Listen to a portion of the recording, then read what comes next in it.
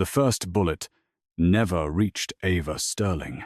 It shattered the glass champagne tower behind her instead. For one breath, the entire red carpet froze. Camera flashes kept exploding like lightning. Reporters screamed her name. Security guards turned too late. Ava stood beneath the golden lights of the Hollywood premiere, one hand still lifted in a graceful wave. The smile on her face dying before anyone else understood why. Then a man she had never seen before stepped out of the crowd. He moved with terrifying calm. Not panic, not fear, purpose. His black suit cut through the chaos like a shadow. Before the second shot came, he wrapped one arm around Ava's waist and pulled her hard against his chest. The bullet tore through the air where her head had been. Ava gasped, her cheek pressed against his coat, breathing in rain, smoke, and expensive cologne. His body shielded hers completely. "Don't move," he said. His voice was low, controlled, almost intimate. Then he whispered one name, Isabella. Ava's blood turned cold. Nobody called her that.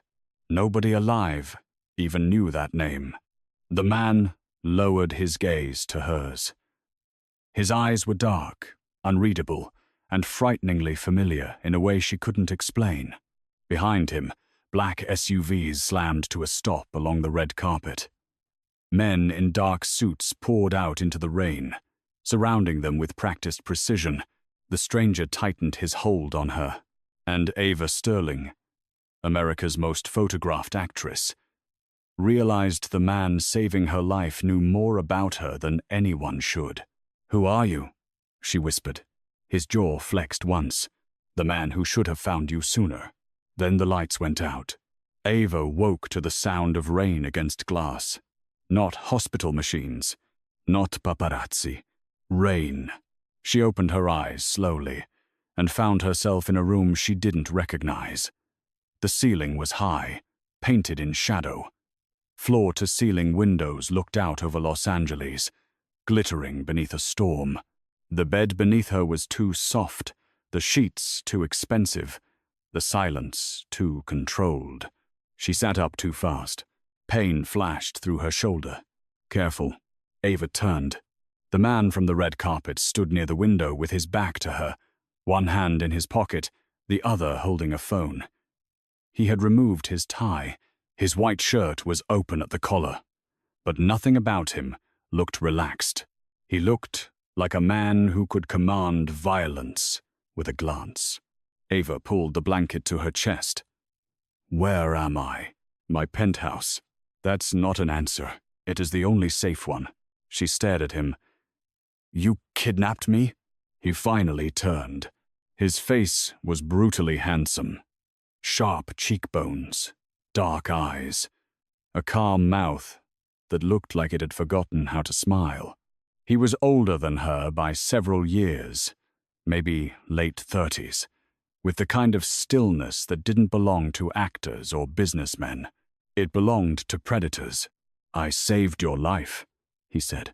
"You took me from a crime scene because the police perimeter was already compromised." Ava swung her legs off the bed. "I need to call my agent." "No." Her eyes narrowed. "Excuse me? You need to stay alive. I don't know you." His gaze moved over her face, pausing for the briefest second like he was checking for damage. "No, you don't, but you know me." He said nothing. Ava stood, unsteady but furious. "You called me Isabella." Something changed in his eyes. Not softness, pain, quickly buried. "Why?" she demanded. "Who told you that name?" He slipped the phone into his pocket. "Your mother." Ava stopped breathing. Her mother had died when Ava was 7. A car accident. That was what she had been told. That was what her adoptive parents had repeated until the memory became a sealed room inside her. "My mother is dead." "Yes." "You didn't know her?" "I did." Ava laughed once, but there was no humor in it. "No, you don't get to do that. You don't get to drag my dead mother into whatever this is. The man stepped closer. Ava instinctively stepped back. He noticed. His jaw tightened, but he stopped immediately, leaving distance between them. My name is Dante Moretti, he said, and the people who tried to kill you tonight have been searching for you for 21 years. The name hit her like a second gunshot. Moretti. Even in Hollywood, people whispered that name carefully. Old money, private security, luxury hotels, political donations, rumors of bodies buried beneath legitimate empires. Dante Moretti was not just wealthy. He was feared. Ava had heard producers lower their voices when his name came up. She had watched powerful men become nervous at charity galas when one of his black cars arrived. Nobody said mafia out loud anymore. They said international holdings. They said security interests. They said nothing at all. Ava swallowed. You're lying. I wish I were. Why would anyone search for me? Because you saw something when you were a child. Ava's fingers curled into the blanket. I don't remember anything. I know. How? Dante looked toward the rain-streaked windows. Because I've been watching over you long enough to know what you remember, he said, and what you don't. The room went silent. Ava stepped backward until her spine touched the wall. The gifts, the feeling, the invisible presence in hotel hallways. The black car that always seemed to be parked across the street. The anonymous necklace delivered after her first Oscar nomination. The white roses after every premiere. The handwritten notes with no signature. Stay away from the north exit. Do not trust the man in the grey suit. Cancel Paris. She had thought it was a stalker, then a fan, then her imagination. Her voice shook. It was you. Dante didn't deny it. Ava stared at him as horror unfolded inside her. You've been stalking me. I've been protecting you. You watched me. Yes. For years. Yes. Her palm struck his face before she decided to move. The sound cracked through the room. Dante's head turned slightly. The men outside the door moved instantly, shadows shifting beneath the gap. Dante raised one hand without looking. They stopped. Ava was breathing hard. Her hand stung. Her eyes burned. I am not one of your possessions, she whispered. Dante slowly turned back to her. For the first time, his calm seemed wounded. No, he said. You are the only person I was never allowed to touch. By morning, the entire world believed Ava Sterling had vanished. News channels replayed the red carpet shooting on a loop. Social media flooded with conspiracy theories. Her agent called 76 times. Her studio released a statement saying she was recovering privately. The police claimed she was in protective custody. All lies. Ava stood barefoot in Dante Moretti's penthouse, watching herself become a headline. Famous actress survives assassination attempt. Mystery man pulls Ava Sterling from gunfire. Who is the black-suited stranger? Dante watched from behind her. He did that often. Not close enough to touch. Never far enough to forget. Ava hated that she could feel him without turning around. You need to let me leave, she said. No. I have a life. You had a target on your back. She turned. And you had cameras on me. His expression remained unreadable. Yes. The honesty infuriated her more than a lie would have. Do you understand how sick that is? I understand how alive you are. She stared at him. You really believe that justifies everything? No. His voice lowered. But I will carry the blame easier than I would carry your coffin. The words landed too heavily. Ava looked away first. She hated him for that too. For making fear sound like devotion. For standing there like a monster and somehow making her feel safer than she had in years. The penthouse elevator opened behind them. A tall woman in a black suit entered, carrying a tablet.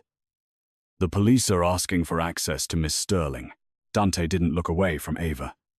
Denied. Her agent is threatening legal action. Let him. The studio wants a public appearance within 48 hours. Dante's eyes hardened. Tell them she is unavailable. Ava folded her arms. I'm standing right here. The woman glanced at her, then back to Dante. Victor Hale also called. The room changed. Subtly, dangerously.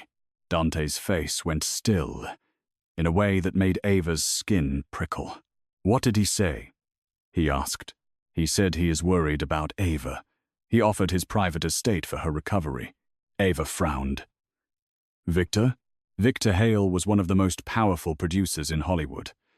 He had discovered her at 21, cast her in her breakout role, and shaped half her career. He was charming, silver-haired, respected by the Academy, and beloved by the press. Dante's mouth tightened. You will not contact him. Ava gave a sharp laugh. You don't get to decide that. He tried to have you killed last night. The words struck like ice water. No, she said immediately. Dante stepped closer. Yes, you're wrong. I'm not. Victor is practically family. That is why he got close enough to erase you. Ava's throat closed. She wanted to reject it. She needed to. Victor had been there after her first public breakdown, after her divorce, after the leaked photos, after every scandal. He sent flowers on her birthday. He knew her coffee order. He called her kiddo when she felt too tired to be famous.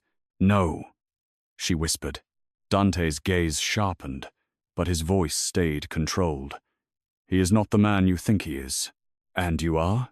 Something flickered across his face. No, he said. I am exactly the man people fear. Ava tried to escape that night.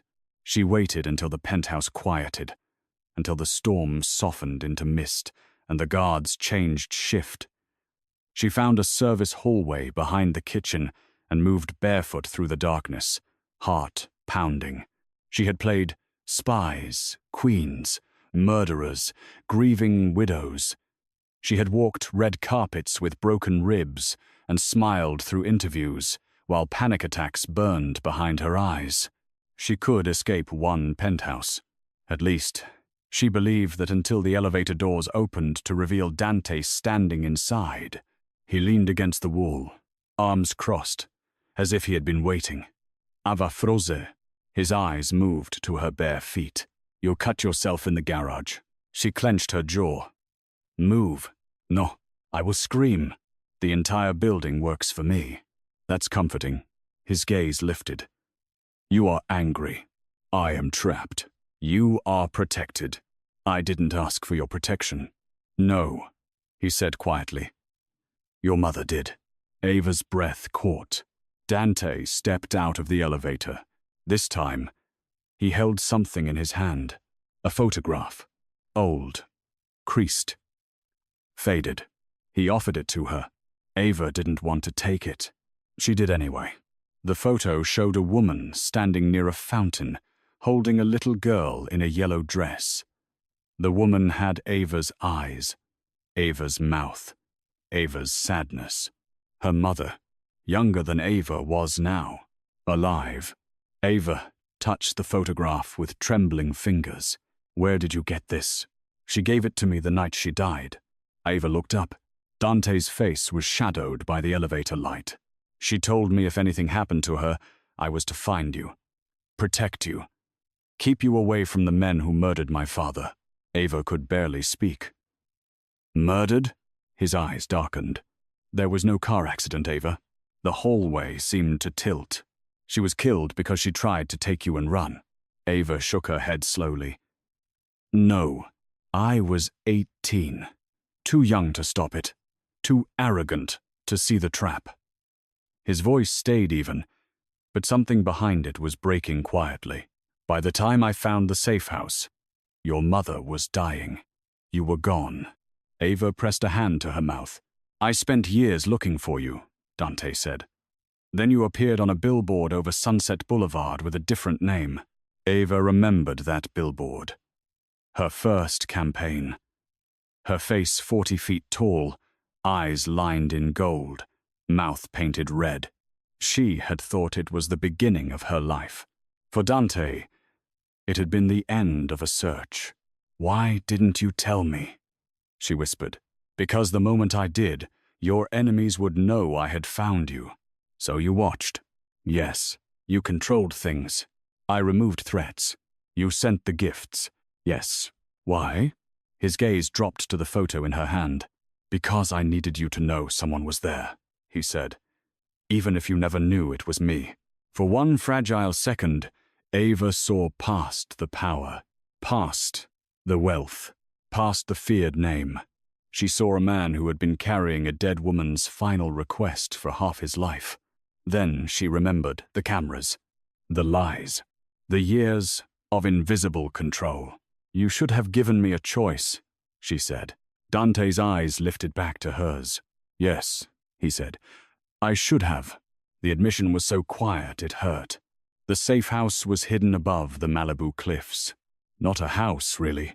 A fortress disguised as a glass mansion, surrounded by cypress trees, private guards, and security systems Ava couldn't see but could feel. The Pacific crashed below in silver fury. Fog curled around the cliffs like a warning. Dante moved her there before sunrise. No paparazzi. No studio calls. No police. Only black SUVs cutting through the coastal mist. Ava sat beside him in the back seat, refusing to speak. He didn't force conversation. That annoyed her. She wanted him cruel enough to hate cleanly. Instead, he was controlled. Watchful. Careful with her, in a way that felt almost worse. At the mansion, Ava was given a bedroom overlooking the ocean. The closet had clothes in her size. The bathroom held her exact skincare products. Her favorite tea sat in a silver tin beside the window. She walked back into the hall holding it. Dante was speaking quietly to one of his men. Ava lifted the tea. "Seriously?" He glanced at it. "You drink it when you can't sleep." Her anger snapped. "You don't get to know that." His men looked away. Dante dismissed them with 2 fingers. When they were alone, Ava walked toward him, eyes shining with fury. "You know my routines, my fears, my hotels, my medical records, probably. You know what I drink when I can't sleep. Do you know what that feels like?" "Yes." "No, you don't." His eyes hardened. "I know exactly what it feels like to have every piece of your life owned by people who want to use you." Ava stopped. The words hung between them. Dante looked away first. It was the first time she saw him retreat. Not physically, emotionally, and because she was an actress, because her whole life had trained her to read the smallest breaks in a person's mask, she saw something he had not meant to show. He wasn't just protecting her from Victor. He was fighting ghosts. That night, Ava found the locked room. It was at the end of the east corridor, behind a steel door with no handle. She noticed it because every guard avoided looking at it. Ava waited until the mansion quieted.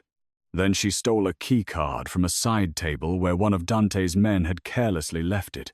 The door opened with a soft click. The lights came on automatically.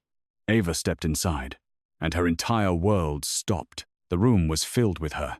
Not just photographs, files, maps, timelines, security stills. Red carpet images marked with circles around suspicious faces. Hotel floor plans. Old newspaper clippings. Childhood documents under the name Isabella Romano. A wall of gifts she had once received anonymously, each catalogued by date. White roses. The necklace. The note warning her not to go to Paris. Every invisible hand in her life had been traced here. At the center of the room was one large photograph. Ava at 21, standing beneath her first billboard, unaware that across the street, Dante Moretti had been watching from inside a black car, her knees weakened. Behind her, the door opened. Dante stood there. For once, he said nothing. Ava turned slowly, tears bright in her eyes. "This is not protection," she whispered. "This is obsession." His face looked carved from stone. Yes. The honesty broke something in her. She shook her head. How can you stand there and admit that? Because lying to you has already cost me enough. You built a room about me. I built a war room around keeping you alive. Don't make it noble. It isn't. His voice lowered. It is necessary. It is unforgivable. And it is mine. Ava walked toward him, every step shaking. You don't own me, Dante. His eyes burned at the sound of his name. No, he said. But every enemy I have believes I do. And what do you believe? For the first time, he looked afraid of the answer. I believe, he said slowly, that if you die, whatever is left of me dies with you. The room went silent. Ava wanted to slap him again. She wanted to run. She wanted to ask why those words made her chest ache. Instead, she pushed past him and locked herself in her bedroom. But she did not sleep. Neither did he. At dawn, she found him sitting outside her door, back against the wall, still in his black shirt. Like a guard. Like a punishment. Like a man who had no idea where devotion ended and destruction began. Victor Hale appeared on television 3 days later. He stood before cameras outside his Beverly Hills estate, wearing grief like a tailored suit. Ava Sterling is like a daughter to me, he said. Whoever has taken advantage of her vulnerable state must return her safely. Ava watched from the safe house living room, cold spreading through her limbs. Dante stood behind the sofa. He's baiting me, she said. Yes. He wants the public to think you kidnapped me. Yes. And did you? Dante's gaze lowered to hers. I took you against your will. That's a yes. It is also why you are breathing. Ava turned back to the screen. Victor looked so sincere. That was the terrifying part. He was good at sincerity. The broadcast shifted to footage from years ago. Victor hugging Ava after her first Oscar nomination. Victor walking her away from paparazzi. Victor calling her the brightest talent of her generation. Ava felt sick. How do you know he was behind the shooting? Dente Henrier table. On the screen was a video from the red carpet. Enhanced, slowed. The shooter was dressed as a photographer. Seconds before firing, he touched an earpiece. The camera angle shifted. Victor Hale stood near the premiere entrance. He touched his own ear. Ava's stomach turned. No. Dante said nothing. She watched it again and again. Her hands began to shake. Why? She whispered. Because your memory is returning. Ava looked up sharply. What? Dante's expression tightened. You've been having nightmares. She went still. How do you know that? You told your therapist. Ava stood. You accessed my therapy records? No. Then how? Your therapist works for Victor. Ava went silent. Dante stepped closer, but not too close. The nightmares began after you filmed at St. Bartholomew's Church last month. Ava remembered. A candlelit scene, marble floors, a stained glass window shaped like a blue rose. She had fainted during filming. Everyone thought it was exhaustion. But before she blacked out, she had seen blood on white marble. Not movie blood. Memory. Dante's voice lowered. That church was where the massacre happened. Ava's pulse thundered in her ears. My family was there, he said. Your mother was there. So were you. The room blurred. Ava saw flashes. A woman screaming her childhood name. Isabella. Run. A young man covered in blood reaching for her. A silver ring falling onto marble. A gunshot. Then darkness. Ava stumbled. Dante caught her before she hit the floor. His arms closed around her. Strong and careful. For 1 second, Ava let herself lean into him. Just one. Then she pulled away. His hands released immediately, though his eyes didn't. You were there, she whispered. Yes, you saw my mother die. His face went pale beneath the tan. Yes, and you never told me. I was trying to protect what was left of you. Ava laughed through tears. You keep saying that, like, protection doesn't become a cage when the person inside it can't breathe. Dante flinched. It was small, almost invisible, but she saw it. The attack came that night. Ava woke to silence. Not peaceful silence. Wrong silence. The power was out. The ocean roared below the cliffs. Wind pressed against the glass. Somewhere in the mansion, a door slammed. Then came the first suppressed gunshot. Ava froze. Her bedroom door opened. Dante entered without knocking, dressed in black, gun in hand. Come with me. She got out of bed immediately. No argument. No pride.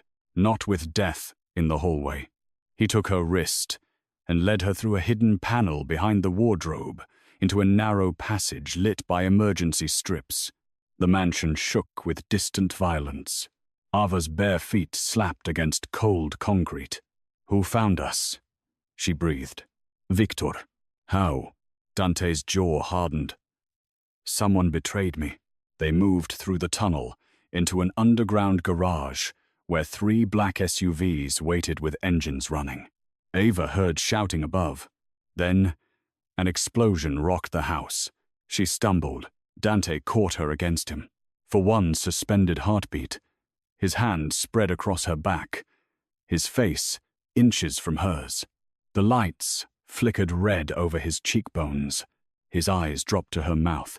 Ava stopped breathing. Then gunfire shattered the moment. Dante pushed her behind him and fired twice into the darkness. A man fell. Ava screamed. Dante turned, grabbed her hand, and pulled her into the SUV. The convoy tore into the storm. Behind them, the glass mansion burned above the cliffs. Ava looked back through the rain-slick window. The place that had terrified her was now being destroyed because she had been inside it. Dante sat beside her, bleeding from a cut near his temple, eyes fixed forward. You're hurt, she said. It's nothing. It's blood. I've had worse. She grabbed a cloth from the emergency kit and pressed it to his temple. He went very still. Ava realized too late how close she was. Her knees touched his. Her fingers brushed his jaw. His gaze lowered to her hand like he had been starved of tenderness and didn't know whether to accept it or survive it. You should hate me, he said. I do. Her voice came out softer than she wanted. His mouth almost curved. Good. Don't look relieved. Hate keeps you cautious. And what does trust do? His eyes lifted to hers. Trust gets people killed. The SUV sped through the rain. Ava kept holding the cloth to his wound. Neither of them moved away. They hid in Chicago. Not Los Angeles. Not New York. Not Europe. Chicago. Dante took her to an old hotel on the river, closed to the public, owned through 5 shell companies, and guarded by men who looked at him like soldiers looked at a general. The city outside was all rain, steel, and neon. Ava stood in the dark hotel suite, wearing one of Dante's shirts because her clothes had burned with the safe house. The sleeves swallowed her hands. The sight of it did something dangerous to his expression. He looked away. She noticed. Of course, she noticed. You're very good at not touching me, she said. Dante stood near the bar, pouring whiskey he didn't drink. I've had practice. Because of the promise? Yes. And because touching me would make you feel guilty. His hand paused on the glass. No, he said. Because it would make me want things I have no right to want. Ava's heart slammed once. Outside, thunder rolled over the river. She should have walked away. Instead, she asked, What do you want? Dante looked at her then, fully, darkly, like every locked room inside him had opened for 1 second. To be the first person you look for when you're afraid, he said. And the last man anyone sees if they make you afraid. Ava couldn't speak. It was not a romantic confession. It was worse. It was devotion shaped like a threat. The phone rang before either of them moved. Dante answered. His expression changed. "What?" Ava asked. He ended the call. "Your agent is dead." The room tilted. Ava sat slowly on the edge of the bed. Her agent, Marcus, had been loud, selfish, dramatic, and loyal in his own chaotic way. He had fought studios for her, lied for her, protected her image when she couldn't protect herself. Victor had killed him too. Dante knelt in front of her, not touching. "Ava," her eyes filled. "Everyone near me gets hurt." "No." "Yes." Her voice broke.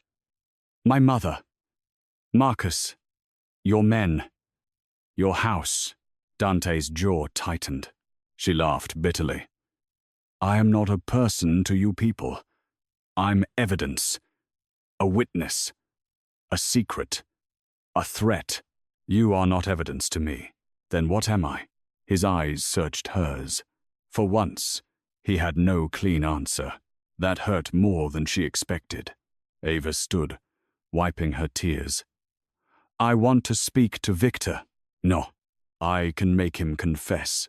He will manipulate you. He already did. For years." She turned on him. "Let me use that." Dante's face hardened. "Absolutely not. You don't control me. I control the room between you and death. And I control my own voice." The silence snapped tight. Dante stepped closer, anger finally surfacing. "You think I want you silent?" he asked.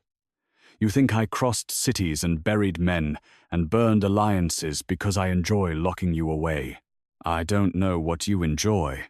His eyes flashed. "I enjoy nothing." The words hit with brutal honesty.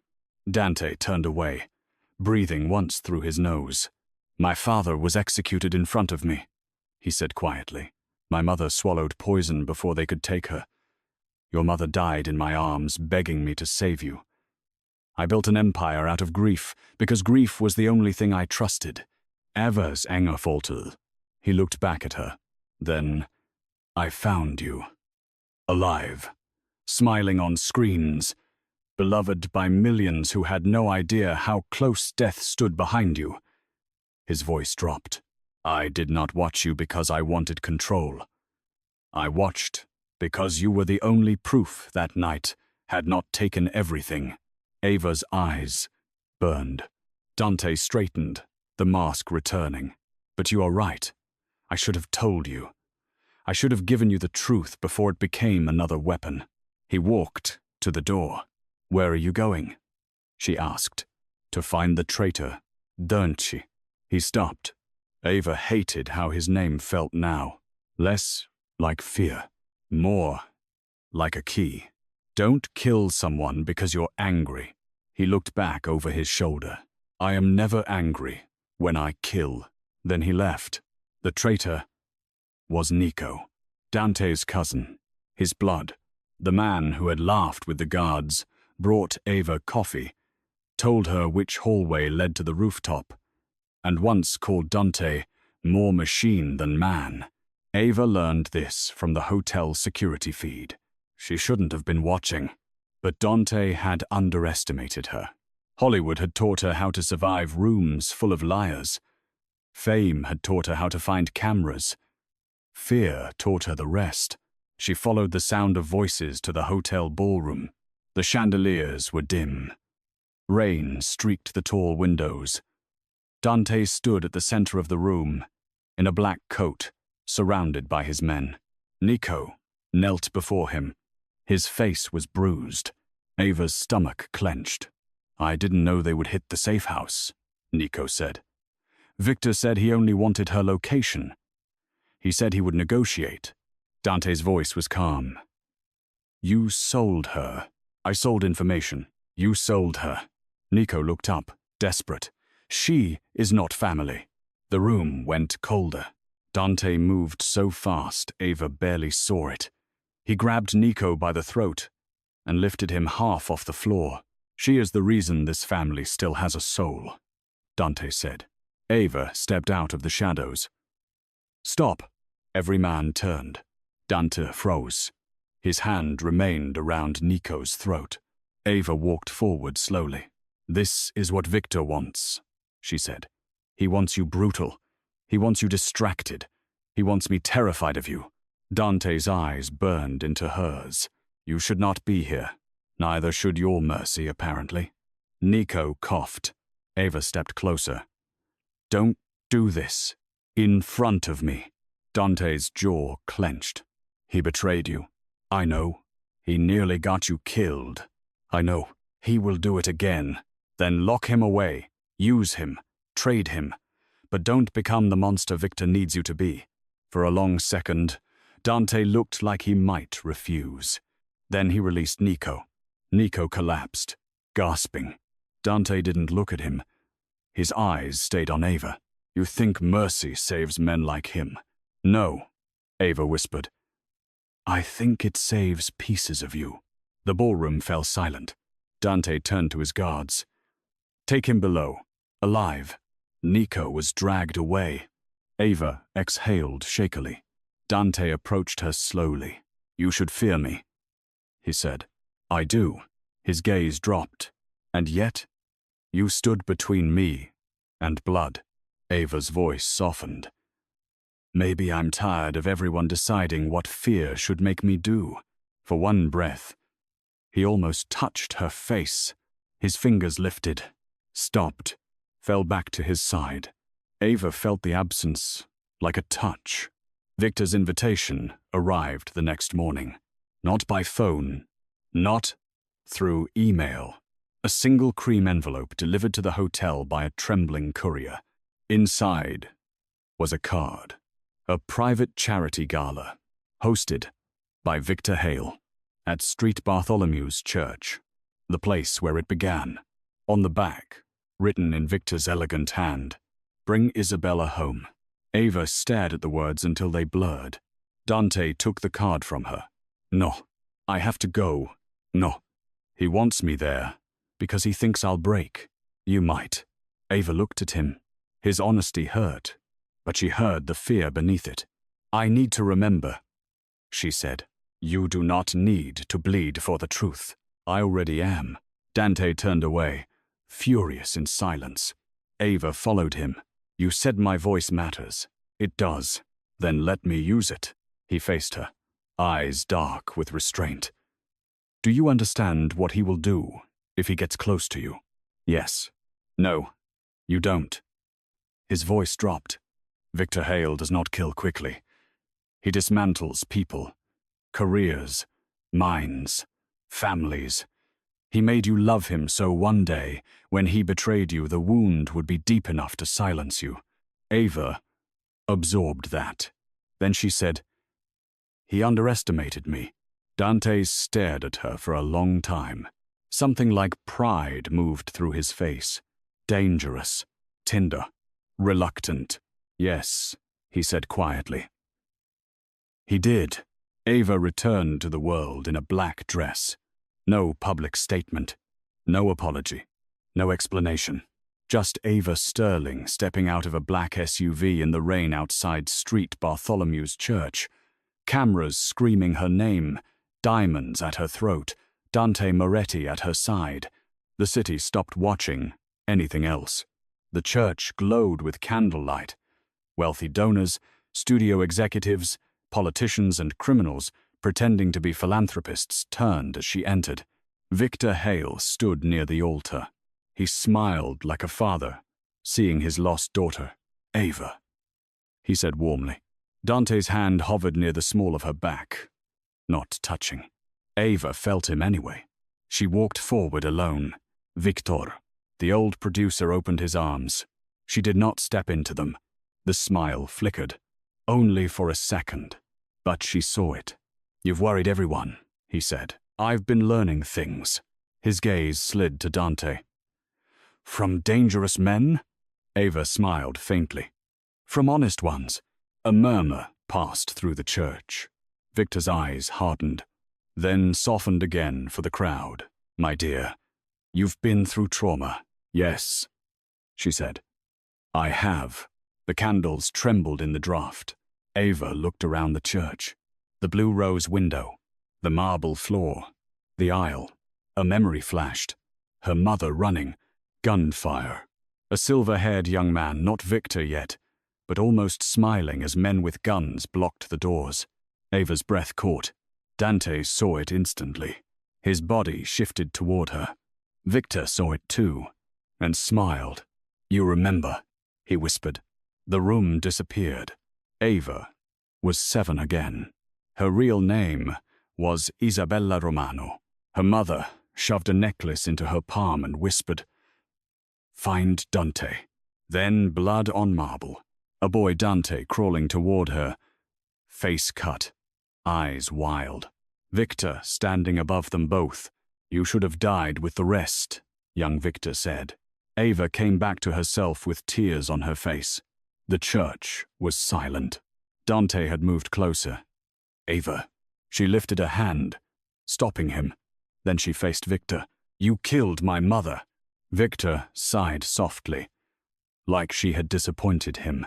Around them, guests shifted in confusion. Cameras were hidden everywhere. Dante's men had ensured it.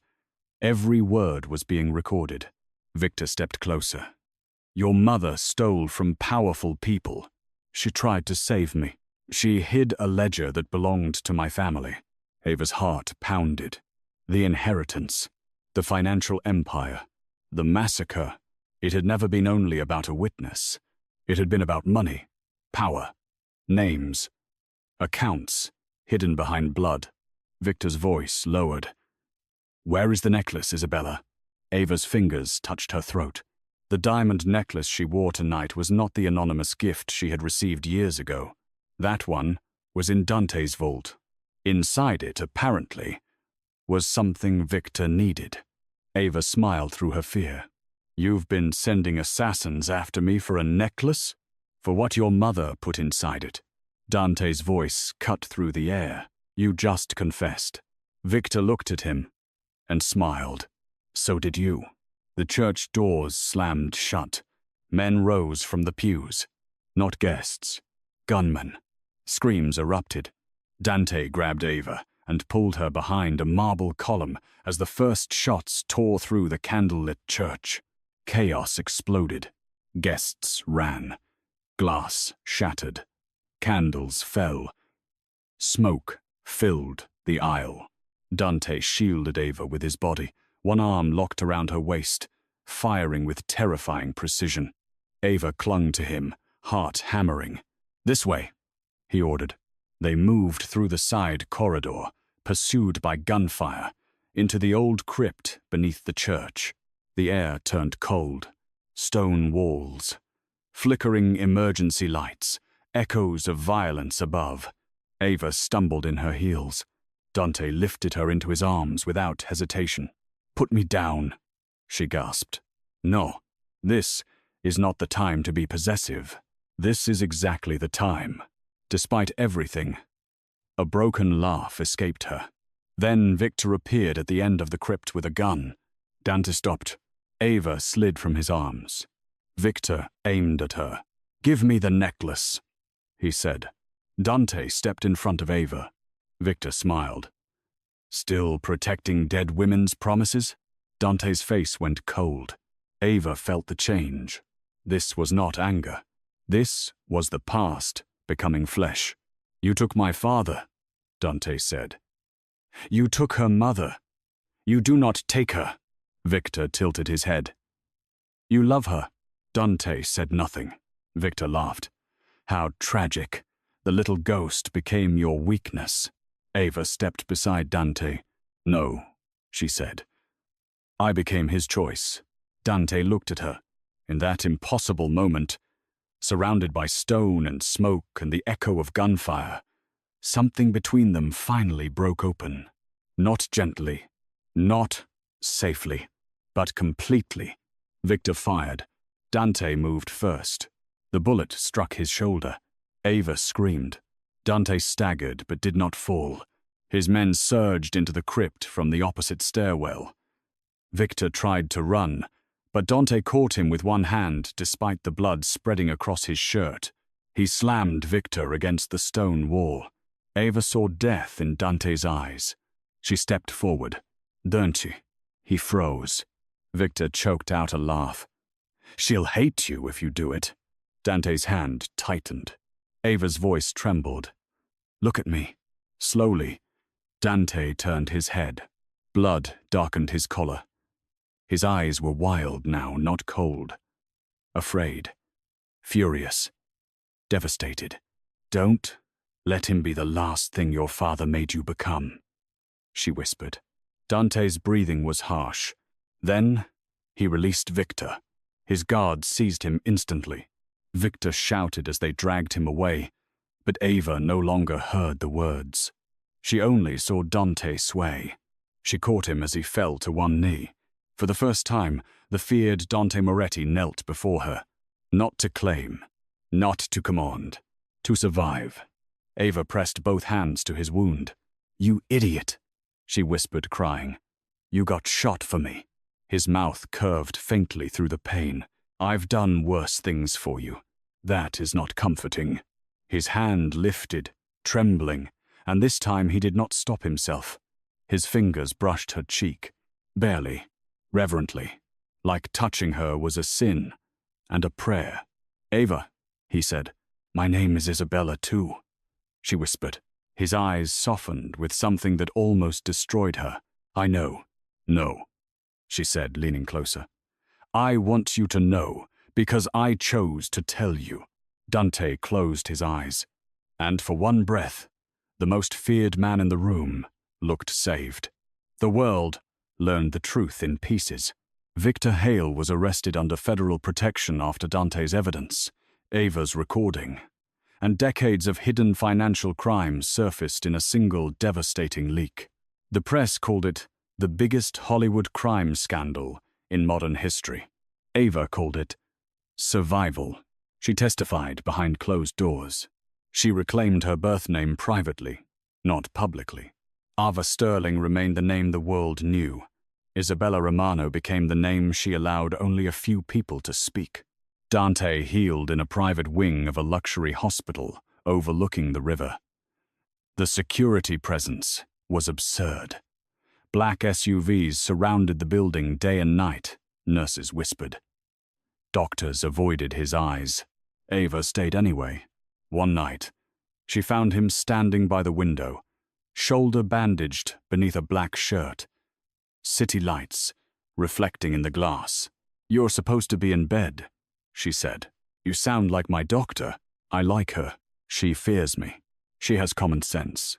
Dante turned, and for once, the ghost of a smile touched his mouth. Ava walked closer. They had not defined what they were. Protection had become something else. Obsession had been forced into honesty. Fear had not vanished. It had changed shape. "I saw the room again," she said. His face stilled. "The surveillance room?" She nodded. "I had them dismantle it. I know. I should have burned it myself. Probably." He accepted that. Ava looked out at the rain. "You can't protect me by owning every shadow around me. No. You can't decide my life for me. No. You can stand beside me." Dante's eyes lifted to hers. "That," she said softly, "is different." For a long moment, he said nothing. Then, he crossed the distance between them, slowly, giving her every chance to step back. She didn't. He stopped close enough that she could feel the warmth of him. "I do not know how to love gently," he said. Ava's breath caught. I know how to guard, how to hunt, how to destroy. I know that too." His eyes searched hers. "You should want someone easier." "I tried easy," she whispered. It was lonely. Something moved through him then. Not victory, not possession. Wunder. Ava lifted her hand and touched his face, the same cheek she had slapped days earlier. Dante closed his eyes. The surrender in that one gesture was more intimate than any kiss. When he opened them, his voice was rough. "If you stay, I will spend the rest of my life learning where protection ends and love begins. Ava smiled sadly. And if you forget, then you remind me. I slapped you last time. I remember. I might do it again. His mouth almost smiled. I know. Outside, rain streaked the hospital windows like silver lines across the city. Ava leaned closer. Dante waited, still giving her the choice. So she made it. She kissed him. Not because he saved her. Not because he watched over her. Not because he was powerful enough to burn the world down. But because, for the first time, Dante Moretti was not standing between her and danger. He was standing before her with nothing to hide. His hand rose to her waist, careful at first, then trembling with the restraint of a man who had wanted for too long and feared wanting even longer.